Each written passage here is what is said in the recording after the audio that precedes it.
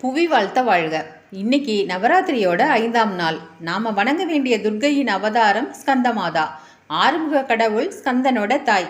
தெய்வீக படைகளின் தலைவியான அவள் தன் மகன் ஸ்கந்தன மடியில அமர்த்தி சிம்ம வாகனத்தில் அமர்ந்திருக்கக்கூடிய கோலம்.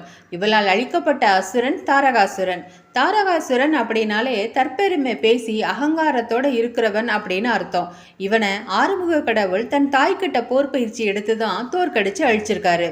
ஒரு புது உயிரையே இந்த உலகத்திற்கு கொடுக்கக்கூடிய ஒரு தாய்க்கு கூட அவளோட செயல் அகங்காரத்தை கொடுக்காதுங்க. ஆனால் நம்ம எல்லாருக்குள்ளேயுமே இருக்குல்ல.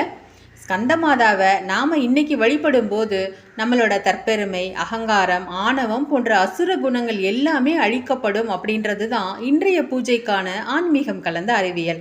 இவளை நாம் வணங்கும் போது ஸ்கந்த பெருமானும் நம்மால் வணங்கப்படுறதுனால அவரோட அருளும் நமக்கு கிடைக்கும் அப்படின்றது இன்றைக்கான கூடுதல் சிறப்பு.